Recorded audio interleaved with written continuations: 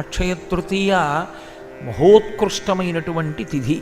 ఒక్కొక్క కాలమునందు మీరు చేసినది విశేషమైనటువంటి ఫలితాన్ని ఇస్తుంది. ఎంత ఫలితం? అక్షయం. దానికి ఇంకా లెక్కలేదు. ఎంత ఫలితం ఇచ్చేస్తుందంటే మీరు మనుష్య ఉపాధిలో ఉన్నంత కాలము చేసినా కూడా రానంత ఫలితము ఆ తిథి నాడు మీరు ఏది చేస్తారో దాని వలన వస్తుంది. పరమేశ్వరుడు ఏం చేస్తాడంటే నైమిత్తికము అని అంత గొప్ప ఫలితం వచ్చేటట్టుగా అనుగ్రహిస్తాడు. అందుకే దేశకాలములు గొప్పవవుతాయి. దేశము కాలము రెండు గుర్తిరిగి దానం చెయ్యాలి. అక్షయ తృతీయ, అక్షయ తృతీయ నాడు తప్పకుండా కొన్ని పనులు చెయ్యాలి. అందులో ప్రధానమైనది ఇది ఉదక భాండదానము. ఉదక భాండదానము అంటే కొత్త కుండలో లేదా కూజాలో శుభ్రంగా కడిగేసి ఒక 2 రోజుల ముందే దాన్ని కడగాలి. ఎందుకంటే మీరు ఆ రోజే నీళ్లు పోస్తే మట్టి కంపు వస్తాయి. అవి 2 రోజులు నీళ్లు పోసి ఉంచితే ఆ నీళ్లు వంపేస్తే ఆ కుండలో ఉన్నటువంటి నీళ్లు తాగడానికి యోగ్యమవుతాయి. అక్షయ తృతీయ రోహిణీ నక్షత్రంతో కలిసి ఉంటే విశేష ఫలితం. ఈ సంవత్సరం కలిసింది అలాగా. ఉదయం 6:30 వరకు రోహిణీ నక్షత్రం ఉంది. అందులో కొద్దిగా పచ్చకర్పూరం కలిపి వాసిని కడతారు. వాసిని కట్టడం అంటే ఒక కొత్త రవికెల బట్ట కడతారు. దానికి కట్టి ఈ ఉదక భాండాన్ని పట్టుకెళ్ళి బ్రాహ్మణులకు సత్పురుషులకు ఇస్తారు. ఎందుకు అలా ఇవ్వడం అని అడిగారు. అన్నిటికన్నా కావలసింది ఏమిటో తెలుసా? జలమే. ఇక్కడ నీరే అవసరం. ఈ శరీరం విడిచిపెట్టిన తరువాత కూడా జీవుడికి దాహం వేస్తుంది. అందుకే తద్దినం పెట్టినప్పుడు ఏం చేస్తారంటే అన్నదమ్ములందరూ కలిపి తద్దినం పెట్టాలి. తండ్రి అది కోరుకుంటాడు, చూస్తాడు. ఆ రోజున వచ్చి ఆ తిథినాడు, అరే నా కడుపున 2 పుట్టారు, ఒక్కడే విడిచిపెడుతున్నాడు నీళ్లు. రెండోవాడు అన్నగారి చెయ్య కింద ఉండాలి, ఆ పైన తమ్ముళ్ళ చేతులు పైన ఉండాలి. 2 కొడుకులు ఉన్నారనుకోండి, పెద్ద కొడుకు ఒకడే నీళ్లు విడిచిపెడుతుంటే తండ్రి ఖేదపడతాడు. 2 బిడ్డల్ని కన్నాను, నా శరీరం విడిచిపెట్టిన రోజున కూడా కనీసం 2 కలిసి నీళ్లు వదిలిపెట్టారని. తమ్ముడి చెయ్యి పైన పెట్టి కింద అన్నగారు చెయ్యి పెట్టి ఆ పైనుంచి నీళ్లు పోస్తూ ఒక మంత్రం చెప్తారు. అక్షయతృప్తి ద్వారా పునరావృత్తి రహిత శాశ్వత శివ సాయుధ్య సిద్ధిరస్తు అంటే ఈ నీళ్లు నేను ఏవి విడిచిపెడుతున్నానో అందుకు కర్త, అందుకు కొడుకు కావాలి అని అడుగుతారు. దానికి సాధనమేమి అంటే ఒక్క కొడుకుకి మాత్రమే అధికారం ఉంది. ఆ చేతిలోంచి నీళ్లు విడిచిపెట్టగలిగిన అధికారము ఒక్క కొడుకుదే. ఆ నీళ్లు విడిచిపెట్టాలి. వాడు విడిచిపెడితే తను తాగుతాడు, లేదా దాహంతో జీవుడు కొట్టుకుపోతాడు. ఆ నీళ్లు విడిచిపెట్టినప్పుడు కొడుకు విడిచిపెడతాడని ఏమిటి నమ్మకం? వాణ్ణి నమ్మమని ఎవరు చెప్పారు?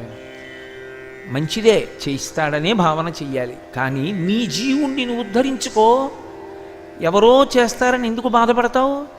అక్కర్లేదు. అందుకే అక్షయ తృతీయ నాడు తప్పకుండా ఉదక భాండాన్ని ఇస్తారు.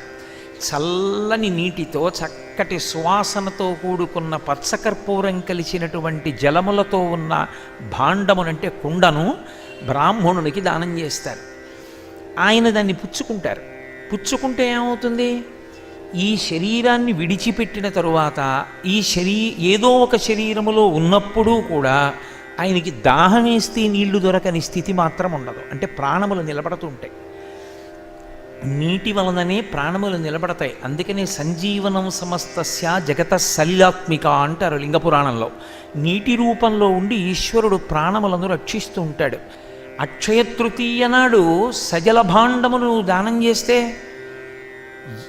ఏదో కొడుకు చెయ్యాలని లేకపోతే ఇంకోడు చెయ్యాలని నువ్వు తాపత్రయపడక్కర్లేదు. నీ జీవుడి కొరకు నువ్వు చేసేసుకున్నావు. ఎన్ని జన్మలకి? అక్షయం, దానికి అంతు లేదు.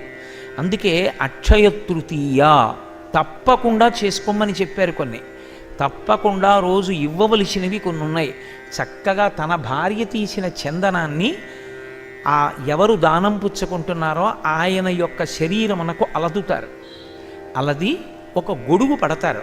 పట్టి ఆ గొడుగు ఆయనకి దానం ఇస్తారు. ఆయనకి చెప్పులు తీసుకొచ్చి ఆ చెప్పులు ఆయనకి దానం ఇవ్వాలి.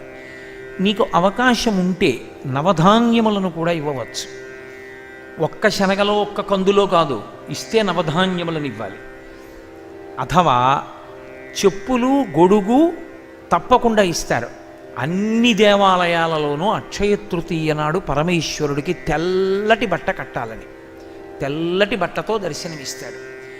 ఆ రోజు నువ్వు ఏది ఇస్తున్నావో అది నీ జీవుడికి అనంతమై పడిపోతుంది ఖాతాలో, అది నువ్వు పొందడానికి అర్హత పొందుతావు.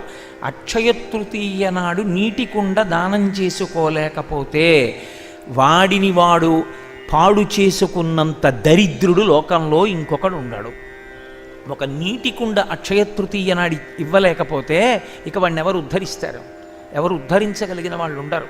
అవి తొణికిపోకుండా, కీటకములు పడకుండా కొత్త గుడ్డ చేత ఆచ్ఛాదిస్తారు, వాసిని కట్టారంటారు. కట్టి పట్టికెళ్ళి చక్కగా నీటి కుండ ఇచ్చి నమస్కారం చేస్తారు. ఇది అక్షయ తృతీయ నాడు చేయవలసిన పని, ఆత్మోద్ధరణ కొరకు. ఇది తన కొరకు తాను చేసుకున్నది. ఇతరుల అభ్యున్నతి కొరకు చేసినది పూర్తము అంటారు. పూర్తము అంటే ఓ అరుగు కడతాడు, భక్తులైనటువంటి వారు కూర్చుంటారు. ఓ దేవాలయంలో చెట్టు కింద చుట్టూ గుండ్రంగా ఒక చక్కటి వేదిక కడతాడు. ఆ వేదిక మీద కూర్చొని సంధ్యావందనం చేసుకుంటారు. ఇప్పుడు వీటిని పూర్తములు అంటారు. ఈ పూర్తము చేసి నాకెంత పుణ్యం వచ్చిందండి అని అడిగామనుకో, వస్తుంది కొంత పుణ్యం, కానీ ఆ పుణ్యం నీ సుఖానుభవమునందు నశించిపోతుంది. ఏదో ఒక సుఖం వస్తుంది, ఆ సుఖ రూపంలో పోతుంది. ఏమిటి దానివల్ల నీకు వచ్చే ఫలితం? కాదు, అక్షయ తృతీయ లాంటివి చేసుకోవాలి జీవుడికి కావలసినవి. కాబట్టి మిగిలినవి చిత్తశుద్ధి కొరకు చేస్తారు.